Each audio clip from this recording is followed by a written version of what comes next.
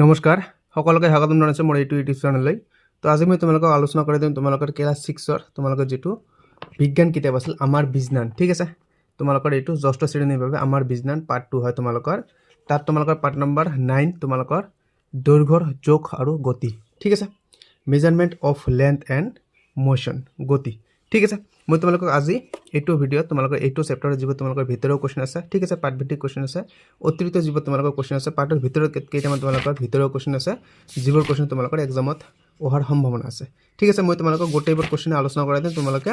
ভিডিঅটো সম্পূৰ্ণকৈ চাবা। আৰু যদি তোমালোকে মোৰ চেনেলটোত প্ৰথমবাৰ পাবা তোমালোকে চেনেলটো সাবস্ক্ৰাইব কৰিবা আৰু ভিডিঅটো লাইক কৰি দিবা। প্ৰথমে মই তোমালোকক ভিতৰৰ কোৱেশ্চনবোৰ প্ৰথমে মই তোমালোকক দেখুৱাই দিম আৰু শেষতে মই তোমালোকক এক্স কোৱেশ্চনবোৰ আলোচনা কৰাই দিম। তোমালোকে প্ৰথমত পেজ নম্বৰ তোমালোকে 34 বাহিৰ কৰিবা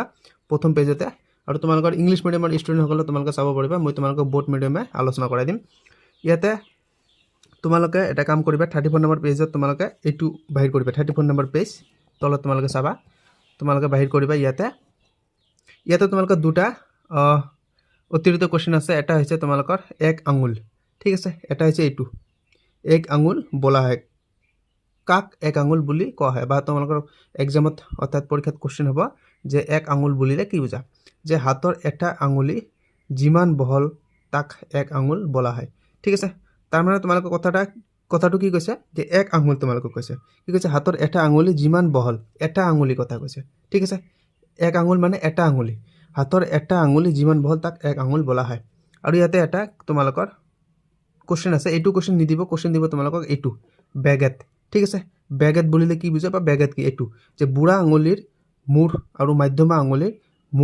মূৰৰ মাজৰ দৈৰ্ঘ্য হ'ব এক বেগেট, ঠিক আছে। এইটো কোৱেশ্চন দিব পাৰে, এক আঙুলি বা এক আঙুল তোমালোকক নিদিয়ে, এই তোমালোকক বেগেটটো দিব, ঠিক আছে। বেগেটটো কেনেকুৱা, তোমালোকৰ বুঢ়া আঙুলি মই তোমালোকক দেখুৱাই দিছোঁ, এইটো বুঢ়া আঙুলি, এইটোৰ পৰা মধ্যমা আঙুলি এইটো, ঠিক আছে, যিমানখিনি হ'ব এইটো হৈছে আমাৰ বেগেট, এক বেগেট, ঠিক আছে, এক বেগেট তোমালোকক ইয়াতে দি দিছে। এইটো বুঢ়া আঙুলি আৰু এইটো মধ্যমা আঙুলি, এইটো হৈছে এইখিনি যি ডিষ্টেঞ্চ আছে, যিখিনি ইয়াতে ডিষ্টেঞ্চ আছে, এইখিনি হৈছে আমাৰ দূৰত্বখিনি হৈছে এক বেগেট, ঠিক আছে। এইটো তোমালোকৰ কোৱেশ্চন এইটো 1 মাৰ্কৰ কাৰণে আহিব পাৰে এক বেগেট। আৰু তোমালোকৰ ইংলিছ মিডিয়ামৰ কাৰণে ইয়াতে দি আছে, ঠিক আছে, আঙুল দি আছে, আঙুলটো তোমালোকক পঢ়িব নালাগে, তোমালোকে এক বেগেটটো পঢ়িবা, ঠিক আছে। ক'ত গ'ল এইটো বেগেট, এইটো তোমালোকৰ আহিব, তোমালোকে এইটো পঢ়ি ল'বা, ঠিক আছে। তোমালোকে এইটো ক'ৰ পৰা পঢ়িবা, the length between the tip of the thumb and the tip of the middle finger was called a hand span and baguette, ঠিক আছে। তোমালোকে ইয়াৰ পৰা পঢ়িবা ইংলিছ মিডিয়ামৰখিনি, ঠিক আছে। আৰু তোমালোকে কমেণ্ট কৰিবা, তোমালোকে যদি অকল এছামিছ মিডিয়ামৰ ছাত্ৰ ছাত্ৰী হয় তেনেহ'লে আৰু ভাল হ'ব, মই তোমালোকক একেবাৰে ইজিলি দেখুৱাই দিব পাৰিম। ইংলিছ মিডিয়াম বাদ দি মই তোমালোকক অকল এছামিছ মিডিয়ামতে আলোচনা কৰিম। তোমালোকে কমেণ্ট কৰিবা যে ছাৰ আমি সকলোৱে এছামিছ মিডিয়ামৰ, বা তোমালোকে যদি কোনোবা ইংলিছ মিডিয়ামত থাকে তোমালোকে কমেণ্ট কৰিবা ছাৰ মই ইংলিছ মিডিয়ামৰ আছোঁ বুলি তোমালোকে কমেণ্ট কৰি দিবা। আৰু তোমালোকে পেজ নম্বৰ 36 বাহিৰ কৰিবা, ইয়াতে তোমালোকৰ বহুতো কোৱেশ্চন আছে, তোমালোকে এই লাষ্ট পেৰাগ্ৰাফটো পঢ়িবা। ইয়াতে একেধৰণৰ সমস্যাৰ পৰা তোমালোকে ইয়াৰলৈ পঢ়িবা,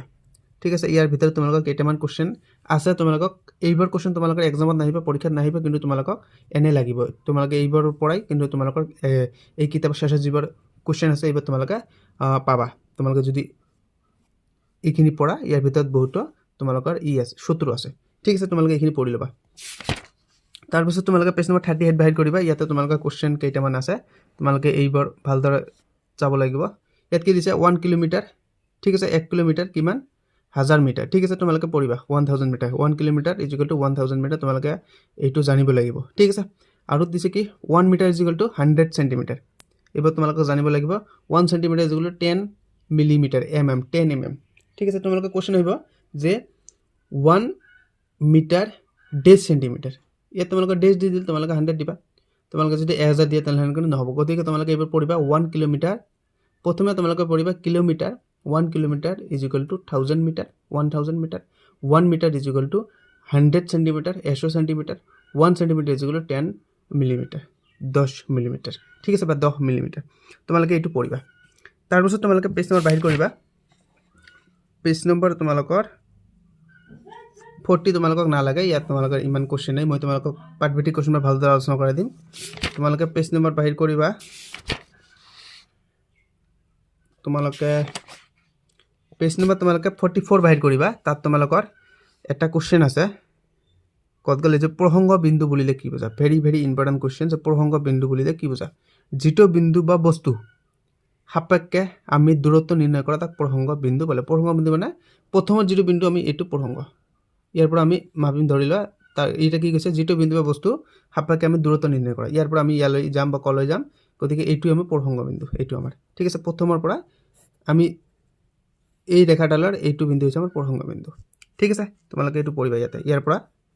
ইয়ালৈকে এইটো তোমালোকৰ কোৱেশ্চন আহিব পাৰে ঠিক আছে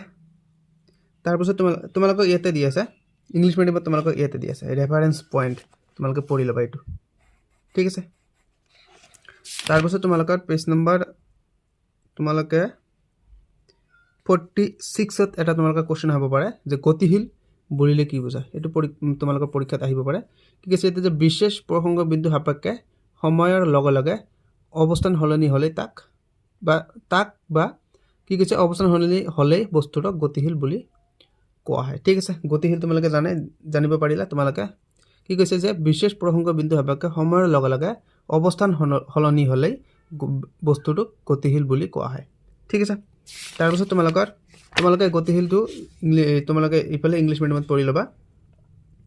ইয়াতে তোমালোকে দি আছে reference point particularly reference point ইয়াতে তোমালোকক দি আছে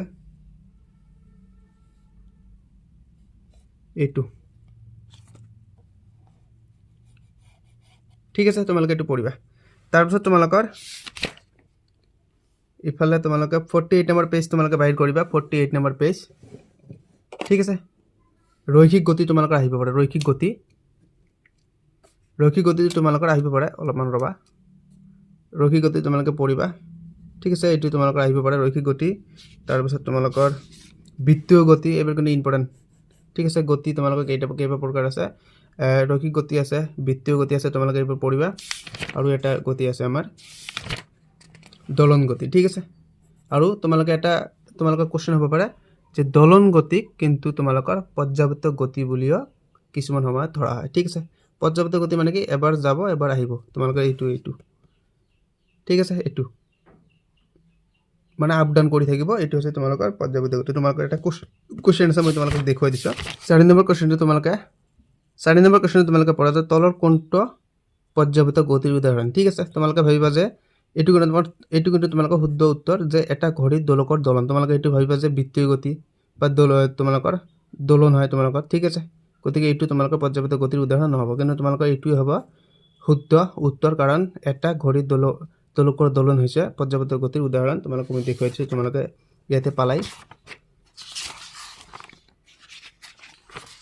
এইটো ঠিক আছে তোমালোকে এইটো পঢ়া যে লক্ষণীয় কথাটো এই যে দোলন গতি আৰু বৃত্তীয় গতি এক নিৰ্দিষ্ট সময়ৰ অন্তৰালত পুনৰাবৃত্তি ঘটে সেইবাবে এনে গতি পৰ্যাবৃত্ত গতিৰ প্ৰকৃতিৰ ঠিক আছে এনে গতি পৰ্যাবৃত্ত প্ৰকৃতিৰ ঠিক আছে তোমালোকে ইয়াৰ পৰাই কিন্তু এই যিটো এক্সেপশ্যনেল কনচেপ্ট আছে ইয়াৰ পৰাই কিন্তু তোমালোকে কোৱেশ্চন দিব ঠিক আছে তাৰপিছত তোমালোকে কি শিকিলা এইবোৰৰ পৰা তোমালোকৰ কেইটামান কোৱেশ্চন দিব পাৰে যে মিটাৰ হৈছে দৈৰ্ঘ্যৰ এছআই একক তোমালোকক কোৱেশ্চন দিব যে দৈৰ্ঘ্যৰ এছআই একক কি ঠিক আছে মিটাৰ তোমালোকে পঢ়িবা এইটো ঠিক আছে তাৰপিছত 1 centimetre 10 millimetre 1 metre is equal to 100 centimetre 1 kilometre is equal to 1000 অৰ্থাৎ 1000 মিটাৰ ঠিক আছে আৰু প্ৰসংগ বিন্দু তোমালোকে পঢ়িবা মই তোমালোকক ইতিমধ্যে দাগ দি দিছোঁ তোমালোকে এইটো পঢ়িবা প্ৰসংগ বিন্দু বৃত্তাকাৰ গতি তোমালোকে পঢ়িবা ঠিক আছে ইয়াৰ পৰা তোমালোকে হ'ব পাৰে মই তোমালোকক এতিয়া পাঠভিত্তিক কোৱেশ্চনবোৰ আলোচনা কৰাই দিম তোমালোকে পাঠভিত্তিক কোৱেশ্চনবোৰ চোৱা ঠিক আছে পাঠভিত্তিক কোৱেশ্চনবোৰ তোমালোকে চোৱা এবাৰ তোমালোকে পাঠভিত্তিক কোৱেশ্চন অনুশীলনী দি আছে যে স্তম্ভ 1 এৰ প্ৰতিটো বস্তু স্তম্ভ 2 আটাইতকৈ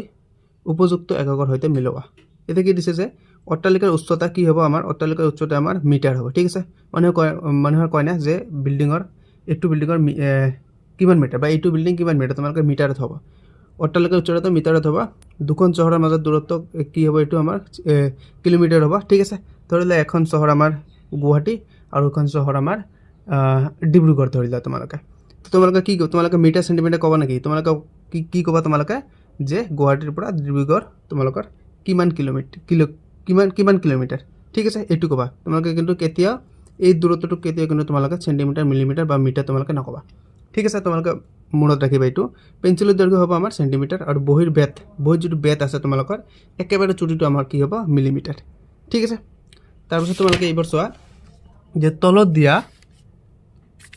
দৈৰ্ঘ্যৰ মাপ কি উপযুক্ত, তোমালোকে এইটো সম্পূৰ্ণভাৱে চাবা, এইটো কিন্তু ইম্পৰ্টেণ্ট আছে। তলত দিয়া দৈৰ্ঘ্যৰ মাপ কি উপযুক্ত সামগ্ৰী স্কেল অথবা ফিতা ব্যৱহাৰ কৰি নিৰ্ধাৰণ কৰা। তোমালোকক দুটা দিছে ইয়াতে, স্কেল অথবা ফিতা। কি কৈছে প্ৰথমটো যে এটা অট্টালিকাৰ উচ্চতা,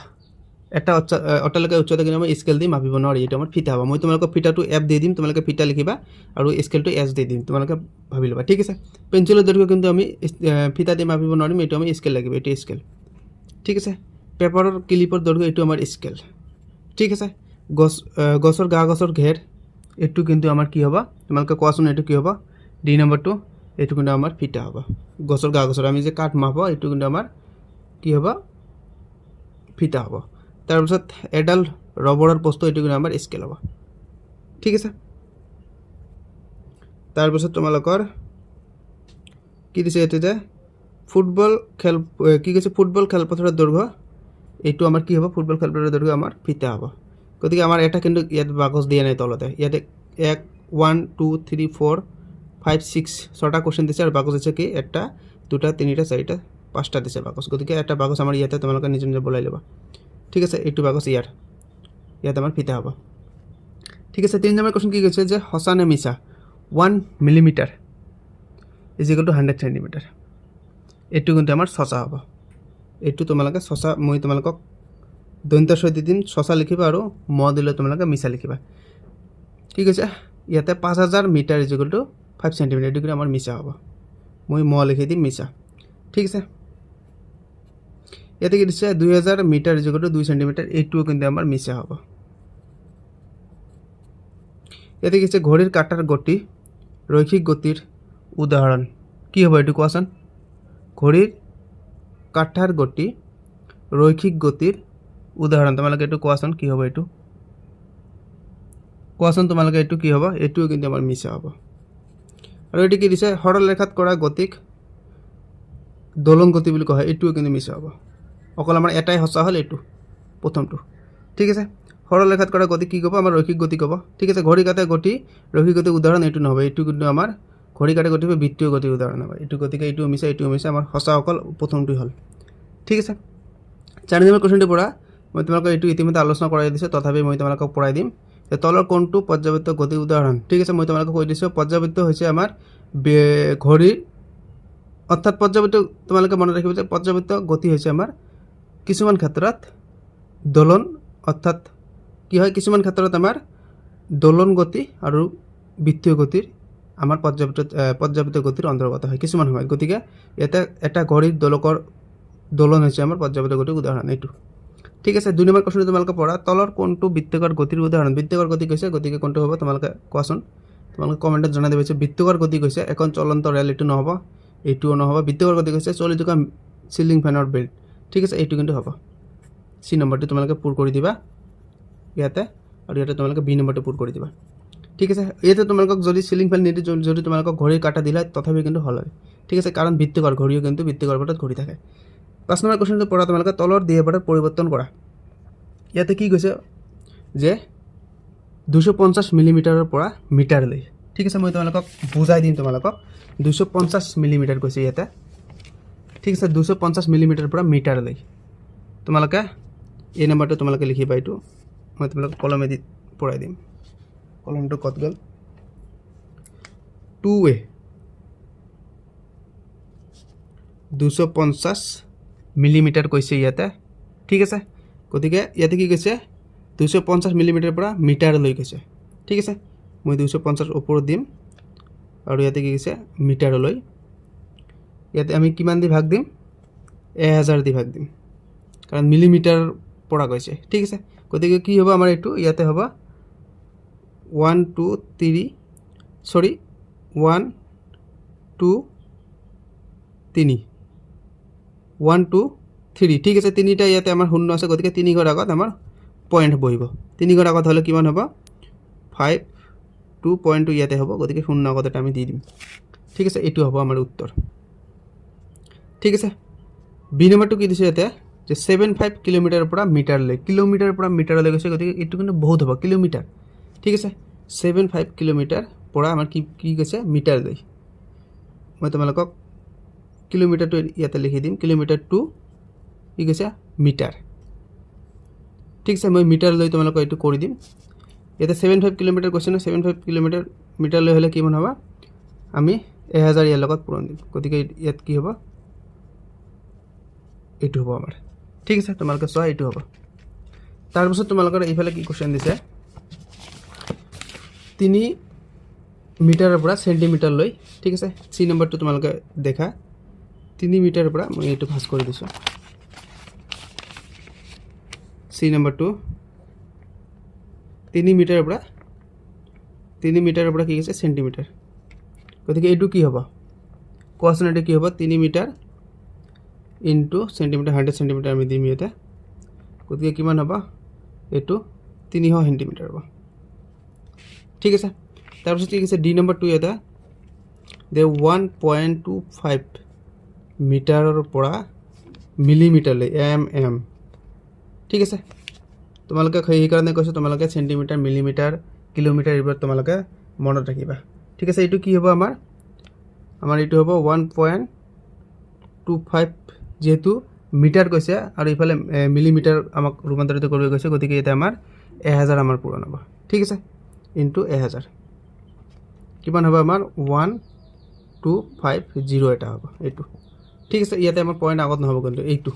গতিকে তোমালোকে এবাৰ চাই লোৱা এটো সি নম্বৰৰ উত্তৰ এটো ডি নম্বৰৰ আৰু ইফালে আমাৰ এ নম্বৰৰ উত্তৰ এটো বি নম্বৰৰ উত্তৰ ঠিক আছে তোমালোকে চোৱা আকবাৰ স্ক্ৰিনশ্বট তোমালোকে মাৰি লবা তাৰ পিছত তোমালোকে নিজে কৰিব পাৰিবা তাৰ পিছত আমাক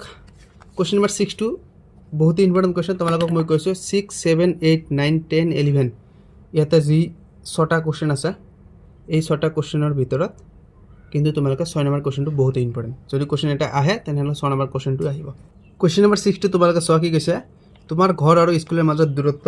2000 মিটাৰ ইয়াক কিলোমিটাৰলৈ ৰূপান্তৰ কৰা তো আমি কি জানা তোমালোকক মই সূত্ৰটো তোমালোকক দেখুৱাই দিছো মই প্ৰথমত ইয়াতে তোমালোকে দিয়াই আছে তোমালোকে প্ৰথমত কিতাপত চোৱা কি কৈছে ইয়াতে যে 1 কিলোমিটাৰ = 100 মিটাৰ ঠিক আছে গতিকে 2 kilometre 2000 metre 3 kilometre 3000 4 kilometre 4000 1 kilometre 1000 ঠিক আছে গতিকে এতে কি দিছে আমাক মই তোমালোকক দেখাইছো এটো আমাৰ ধৰিলা স্কুল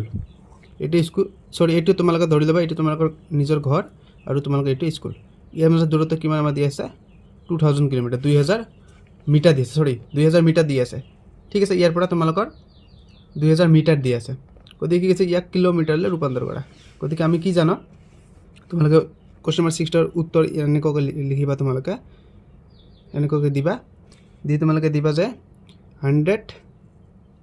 তোমালোকে প্ৰথমত এইটো দিবা যে we know বা আমি জানো তোমালোকে দিবা we know 100 মিটাৰ = 1 কিলোমিটাৰ